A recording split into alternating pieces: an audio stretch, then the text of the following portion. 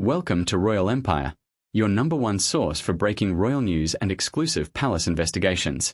I'm your host, and today we are diving into one of the most shocking moves King Charles has ever made regarding Prince Harry. This is about power, money, and who really ends up paying the price. You'll want to stay tuned because we're about to expose the real truth behind the royal security battle. Don't forget to hit that subscribe button to stay informed. King Charles has just made one of the coldest decisions in royal history. He didn't offer Prince Harry protection. He didn't give him any privileges. He didn't give him a pass. Instead, he sent a clear message that hit the monarchy hard. If you're done working for the crown, you're done living off the crown's resources.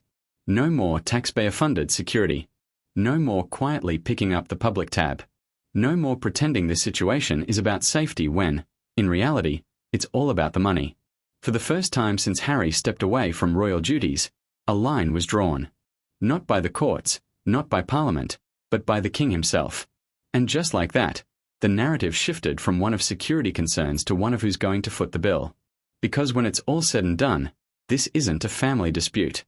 It's a financial issue. And for the first time, Prince Harry has been told to pay it. For years, Prince Harry claimed that he wasn't safe in the UK. He said that without proper police protection, he was in constant danger. His lawsuits and public statements were built around this idea. But then something small but telling came to light. A clip from a door camera. It wasn't dramatic. No ambush, no chase, just Harry walking casually down the street, looking for his pub friends. No bodyguards, no police, no visible concern. He seemed completely relaxed, like he was killing time before meeting friends for a drink. And here's the key detail. This happened while he was in the middle of suing the UK government, claiming he couldn't safely walk around without police protection. The contradiction here is glaring. Real danger doesn't take breaks. People who believe their life is at risk don't walk around the streets alone without a care in the world. Harry had bodyguards available to him, but he chose not to use them. This one moment didn't just raise a few eyebrows. It shattered his entire narrative. If Harry's life was truly at risk, why was he walking around so casually? That simple image forced people to reconsider everything he'd been claiming. It cracked his story wide open. He wasn't done with complaints either. He took legal action. And then he took it again. He argued that he was entitled to taxpayer-funded police protection whenever he visited the UK.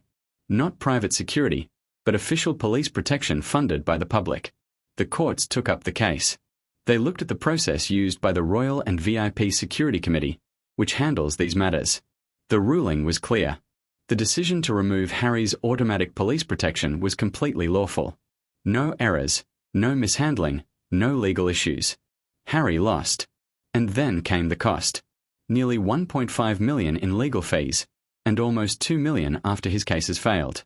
Despite all the outrage, one fact remained quietly in the background. He still hasn't paid that money. So, as the story stands, everything was settled. Harry was no longer entitled to automatic protection. The law had spoken, the courts had ruled, and the matter should have been closed. But things took a twist, and it happened after the court said no. Are you starting to see how this story is really playing out? For years, Prince Harry has claimed that the issue was about his safety. But the facts are pointing in a different direction. The truth is, security is about logistics, not just emotions. Royal and VIP protection is planned.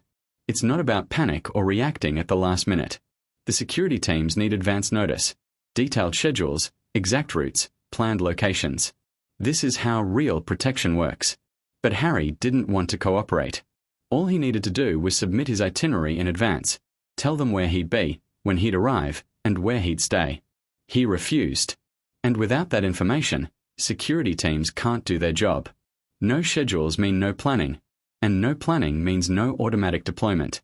So when Harry says he was left unprotected, what he's really saying is that he didn't want to follow the rules that are necessary for him to be protected. And let's not forget the cost. Private security is expensive. Harry's personal security costs millions each year. Former police officers, international travel, round-the-clock coverage, it all adds up. On the other hand, police protection is much cheaper.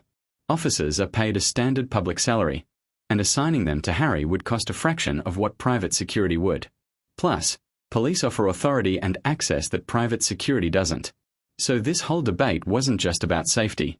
It was about who should pay. If Harry foots the bill privately, it's his money. But if police protect him, that's public money. That's the real difference. And once you understand that, the entire battle over safety starts to look more like a financial dispute, one wrapped in a debate about fairness. Here's the uncomfortable truth that no one wants to say out loud. Harry didn't inherit most of his risks. He created them. He shared details about his experiences in battle. He criticized politicians openly. He mocked institutions.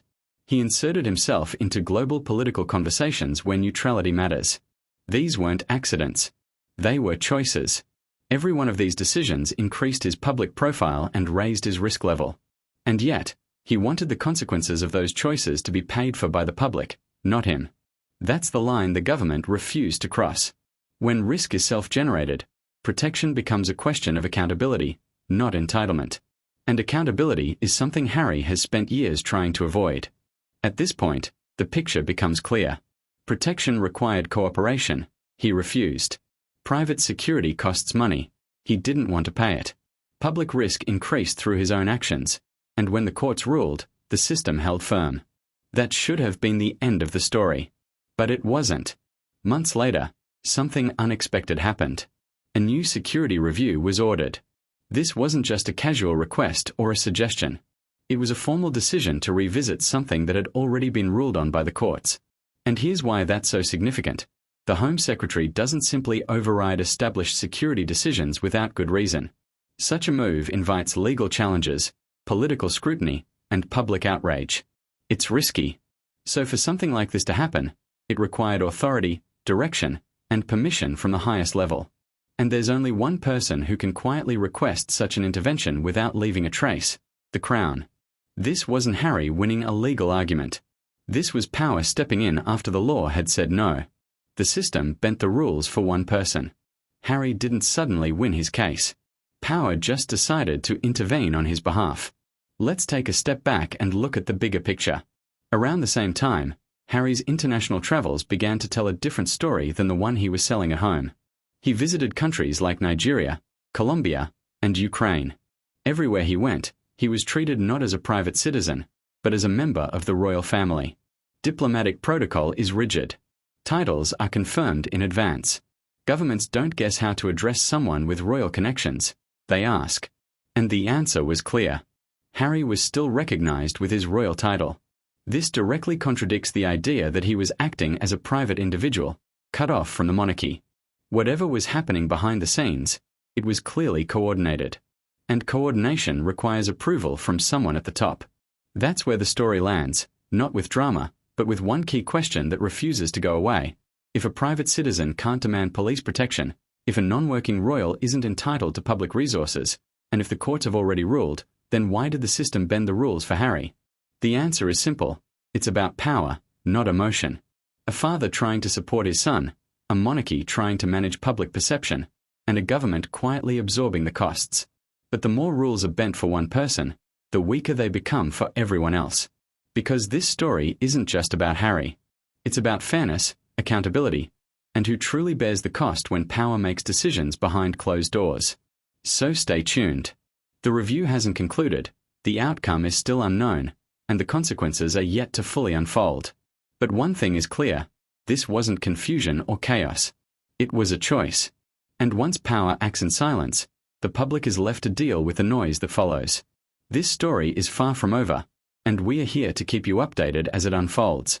That's it for today's coverage of King Charles's bold move and the truth behind Harry's security battle. We've gone through the evidence, the door camera footage showing Harry walking alone while claiming danger, the lawsuits he lost, the unpaid legal fees approaching $2 million, his refusal to follow security protocols, the massive cost difference between private and public security, and the mysterious review ordered after the courts ruled against him. This isn't about family drama. It's about who pays, who gets special treatment, and whether the rules apply to everyone equally. Stay subscribed to Royal Empire, because we'll continue following this story as it develops. Hit that subscribe button, turn on notifications, and be part of our community demanding transparency. Share this video, leave your thoughts in the comments, and help us spread the truth. Thanks for watching, and remember, when power moves in silence, it's our job to make noise.